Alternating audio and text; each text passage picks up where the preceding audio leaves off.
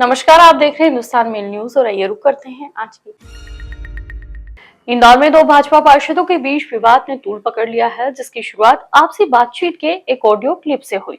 इस audio clip में संगठन वंगठन चूल्हे में गया जैसे शब्दों का इस्तेमाल किया गया है। इससे जीतू यादव की आवाज बताया जा रहा है। वहीं दूसरी आवाज कमलेश कालरा की बताई जा रही है। कमलेश कालरा ने आरोप लगाया कि जीतू यादव ने उस पर हमला करवाया है। उन्होंने यह भी कहा कि अगर इस मामले पर कोई उचित कार्रवाई नहीं की गई तो वह अपने परिवार समेत आत्महत्या करने पर मजबूर हो जाएंगे। वहीं जीतू यादव ने कमलेश कालरा द्वारा लगाए गए सभी आरोपों को झूठा बताया है। इंदौर में भाजपा के दो पार्षदों के बीच चल रहे विवाद ने तूल पकड़ लिया है। इस घटना के विरोध में आज बड़ी संख्या में सिंधी समाज के लोग हाथों में तख्तियां लेकर भाजपा कार्यालय पहुंचे और जमकर नारेबाजी की। समाज के लोगों ने भाजपा पार्षद कमलेश कालरा के घर हुए हमले और अभद्रता के खिलाफ नगर अध्यक्ष गौरव रणदीपे की शिकायत की और ज्ञापन सौंपकर एमआईजी जीतू यादव को पद से हटाने और सख्त कार्रवाई की मांग की है।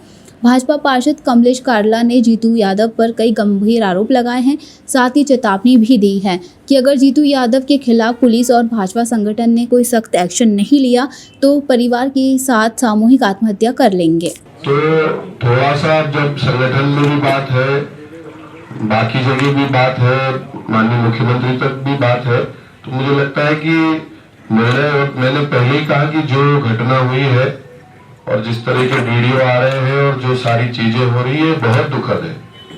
अगर हम सब लोग भारतीय जनता पार्टी के अध्यक्ष होने के नाते मैं आपको विश्वास दिलाता हूं कि इस पे संगठन बहुत सख्ती से और संगठन इस पे बहुत विचार करते हुए, हमारे यहाँ एक कार्य पद्धति है भारतीय जनता पार्टी में काम करने वालों के लिए भी और काम की भी एक पद्धति है, तो उस पद्धति से जो भी दाएं बाएं जाएगा उसको उसका परिणाम भुगतना पड़ेगा। इसलिए मैं आप सबको कहता हूँ कि ऐसे गुंडों को टिकट देना चाहिए। हमारा समाज सिंधी समाज यानी भारतीय जनता पार्टी है। हम पूरे समाज एक भारतीय जनता पार्टी ही है। हमारे सिंधी समाज का कैंडिडेट खड़ा हुआ कांग्रेस से, हमने उसको नहीं जिताया, हमने जिताया अपनी बीजेपी को ही 100% हमारा, और अच्छा पहले से ज्यादा वोट लेके आए हम लोग। जब तक ये गुंडा राज चलेगा हमारी पार्टी का नुकसान होगा। इसमें ऐसे गुंडों को हटाना जरूरी है। को एक विधायक का भी संरक्षण बताया जा रहा है। इसकी मेरे को जानकारी नहीं है और ऐसा विधायक तो हमारी कोई बातचीत भी नहीं हो। इंदौर में एक निजी बैंक के कर्मचारियों के द्वारा लाखों का फ्रॉड कर कई लोगों के खाते से ऑनलाइन शॉपिंग कर ली गई। पुलिस ने मामले में इंदौर सहित कई अन्य राज्यों के व्यापारियों से धोखाधड़ी करने वाले आरोपियों को गिरफ्तार किया है। आरोपियों ने पुलिस को गुमराह करने के लिए घटना में प्रयुक्त सिम कार्ड की लोकेशन आंध्र प्रदेश, इसके लिए एक साथी को फ्लाइट से आंध्र प्रदेश भेजा था। इंदौर के विजयनगर थाने पर एक प्राइवेट बैंक के अधिकारियों ने शिकायत दर्ज करवाई थी कि उनके बैंक के ग्राहकों के अकाउंट से लगातार बिना ओटीपी शेयर किए धनराशि निकाली गई है, जिस पर पुलिस ने प्रकरण दर्ज कर मामले की जांच शुरू की है। पुलिस को खाता धारकों ने बताया कि उनके खातों से ऑनलाइन प्लेटफॉर्म पर शॉपिंग की गई है, जिसके बाद पुलिस ने जांच की और 3 आरोपियों को गिरफ्तार कर उनसे ऑनलाइन ऑर्डर किया गया माल जब्त किया है। आरोपियों ने पुलिस पूछताछ में बताया कि कमल नामक व्यक्ति बैंक के ही मैनेजर के पद पर कार्यरत था। काम के दौरान ही कमल को बैंक के IQ सॉफ्टवेयर में कस्टमर के खातों के ट्रांजैक्शन के OTP दिखाई देते थे, जिसे देखकर आरोपी ने अपराध करने की सोची और उन खातों को चुना जिससे अधिक बैलेंस था। इसके बाद आरोपी ने बैंक के अन्य शाखा में काम करने वाले उसके जीजा को भी इस साजिश में शामिल किया। इसके बाद आरोपियों ने तेलंगाना के एक व्यक्ति से मोबाइल नंबर इस्तेमाल करने के लिए सिम खरीदी और उसी सिम पर OTP बुलवाकर ऑनलाइन खरीदी कर दी। पुलिस को गुमराह करने के लिए आरोपियों ने अपने एक परिचित को सिम लेकर तेलंगाना भेजा और वहां पर सिम नष्ट करवाई गई ताकि पुलिस को लगे कि अपराधी वहां के हैं। लेकिन पुलिस की जांच में सभी आरोपी पकड़ा गए हैं। फिलहाल पुलिस ने आरोपियों से ऑर्डर किया गया सामान और कैश बरामद किया है। पुलिस के द्वारा लगातार इन पे नज़र रखी जा रही थी। पैरेलल टीम्स बना करके एक साथ कल हमने इनको राउंड अप करके गिरफ्तार किया और पूछताछ के दौरान में इनके द्वारा पूरा इनका जो मोडस ऑपरेंडी था वो क्लियर हो पाया कि किस प्रकार से बैंक के जो बैक एंड IQ सॉफ्टवेयर है जिसमें करंट अकाउंट्स के OTPs विजिबल होते हैं, उसका गलत फ़ायदा उठाते हुए इन्होंने कई अकाउंट यूज़र्स के पैसों को निकाला। अमेज़ॉन गिफ्ट कार्ड के माध्यम से और अन्य वेबसाइट के माध्यम से, तनिष्क के ऐप के माध्यम से इन्होंने E-गोल्ड के परचेज़ किए, गिफ्ट कार्ड के परचेज़ किए, जिसके माध्यम से इलेक्ट्रॉनिक गैजेट्स और अपने इस्तेमाल के लिए पैसों का एकत्रीकरण किया था।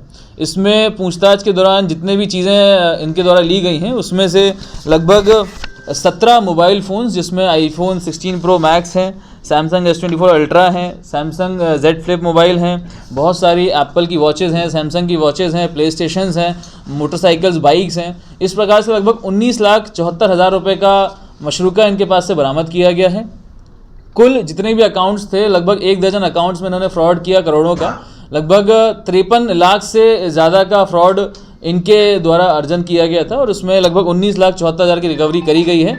बाकी पैसा इनके अकाउंट्स में है, जिसको फ्रीज कराया गया है। इंदौर पुलिस ने घातक हथियारों के साथ जन्मदिन पार्टी मनाने वालों के विरुद्ध कार्रवाई का मन बना लिया है। दरअसल सोशल मीडिया पर कुछ लोगों के अपने जन्मदिन पर हथियार के साथ वीडियो बनाकर पोस्ट शेयर की थी।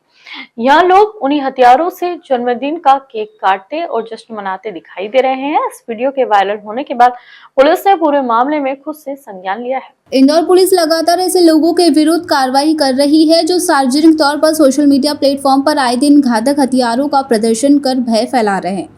ताज़ा मामला दसूड़िया थाना क्षेत्र का है, जहां जन्मदिन पार्टी के दौरान घातक हथियारों का खुलकर प्रदर्शन किया गया।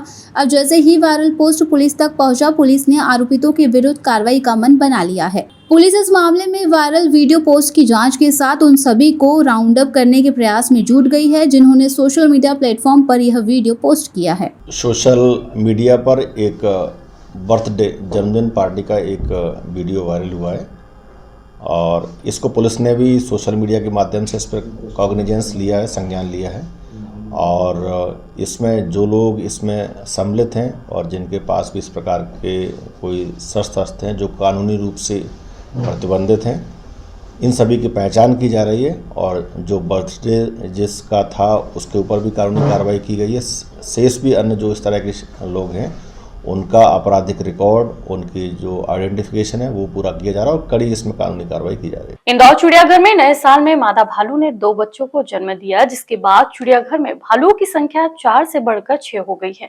एनिमल एक्सचेंज प्रोग्राम के तहत भालुओं के कुनबे को अन्य शहरों के चिड़ियाघरों में भी भेजा जाएगा। इंदौर स्थित जू यानी कमला नेहरू प्राणी संग्रहालय में करीब 700 से अधिक वन्य प्राणी हैं, जिनमें कई प्राणी शामिल है। जहां भालू के कुनबे में अभी तक 4 भालू शामिल थे, जहां मादा भालू प्रभा ने 2 नन्हे बच्चों को जन्म दिया है। दोनों ही बच्चे स्वस्थ हैं और अपनी मां की पीठ पर बैठकर आसपास का माहौल समझ रहे। मादा भालू ने दोनों बच्चों को नर भालुओं से दूर करने के लिए उन्हें अपनी पीठ पर बैठाया है।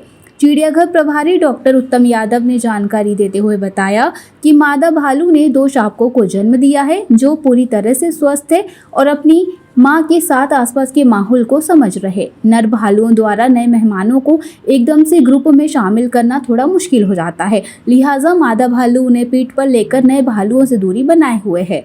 दोनों के जेंडर अभी पता नहीं चले हैं क्योंकि बच्चों की सुरक्षा के चलते बच्चों के पास जाना खतरनाक हो सकता है।